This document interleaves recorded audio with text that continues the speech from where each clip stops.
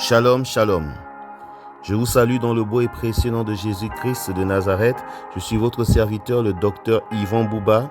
Êtes-vous prêts pour le café matinal? Prions.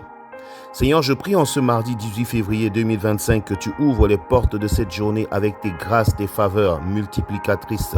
Que cette parole qui sort maintenant de ma bouche soit ta parole et qu'elle soit fructifiée par ton esprit dans le cœur de chacun. Viens nous booster en cette journée nouvelle qui s'ouvre devant nous, devant tous les défis qui nous attendent.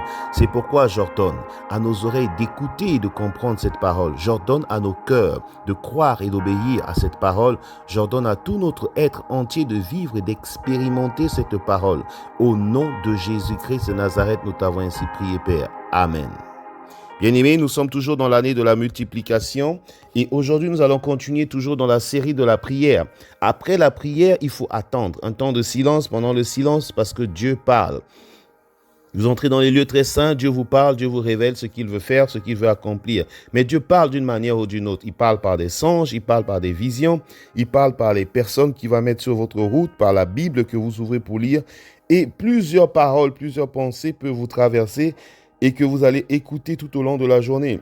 La question que nous posons hier, c'est comment savoir que c'est Dieu qui parle ? Puisque ces voix qui viennent, c'est pas tous les songes qui sont les révélations de Dieu, c'est pas tous les rêves qui viennent de Dieu, c'est pas toutes les visions qui viennent de Dieu, c'est pas toutes les pensées qui nous traversent qui viennent de Dieu. Alors, comment pouvons-nous maintenant discerner entre les voix que nous entendons, ce qui nous entendons vient de Dieu? Souvent, quand c'est une bonne parole, c'est une bonne promesse, ou alors c'est quelque chose qui va de bien qui va vous arriver, c'est très facile d'y croire. Le plus difficile, c'est quand nous avons devant nous une opposition, une réponse négative de Dieu. Alors là, le discernement devient plus compliqué parce que vous vouliez faire quelque chose et vous avez l'impression que Dieu est en train de dire que ce n'est pas ce qu'il faut faire. Alors comment vous réagissez? Dans Nombre chapitre 22, versets 22 à 33, elle est un peu longue, nous allons lire rapidement une partie de ce texte. Lorsque Balaam se leva pour aller maudire le peuple d'Israël, au verset 22, la colère de l'Éternel s'enflamma parce qu'il était parti. Et l'ange de l'Éternel se plaça sur le chemin pour lui résister. Balaam était monté sur son ânesse et ses deux serviteurs étaient avec lui. L'ânesse vit l'ange de l'Éternel qui se tenait sur le chemin, son épée nue dans la main. Elle se détourna du chemin et elle alla dans le champ.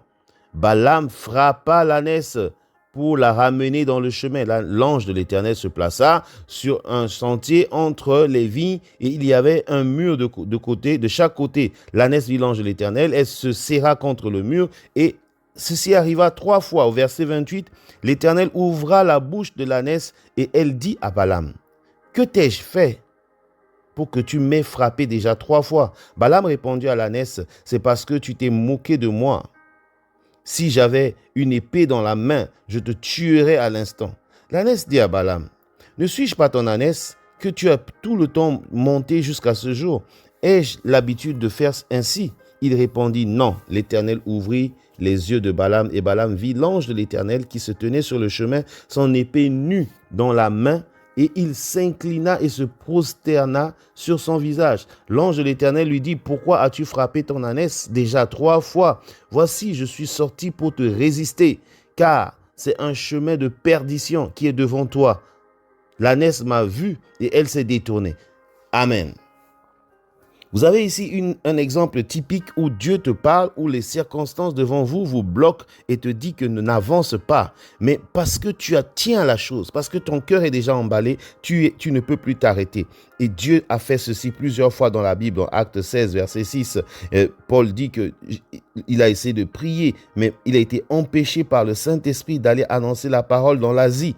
Vous avez des fois des volontés fortes dans vos cœurs, mais Dieu s'oppose à vous. Comment le savoir? Vous avez 3 balises. La première balise, c'est que Dieu ne contredit jamais sa parole. Selon Galates 1:8, il dit, même quand un ange du ciel viendra vous annoncer autre chose que ce que nous avons annoncé, qu'il soit maudit.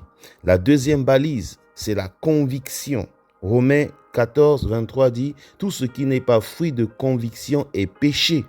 Et la troisième balise, ce sont les circonstances. Proverbe 16, verset 7 dit, « Quand l'Éternel approuve les voies d'un homme, il dispose favorablement à son égard même ses ennemis. » Et voilà pourquoi nous devons prier pour que tous ces 3 signaux soient toujours allumés pour nous permettre de vérifier si ce que nous avons écouté vient de Dieu, oui ou non. Prions. Père, je prie que tu nous donnes la connaissance de la parole afin de discerner dans tout ce que nous voyons et écouter si cela ne s'oppose pas à ta parole. Je prie que tu nous accordes une lecture, oh oui Père, des circonstances de l'environnement qui nous suit. Est-ce que tu es dedans ou pas? Et donne-nous également la paix du cœur, la conviction profonde lorsque nous prions ou que nous recevons un message avant que nous puissions avancer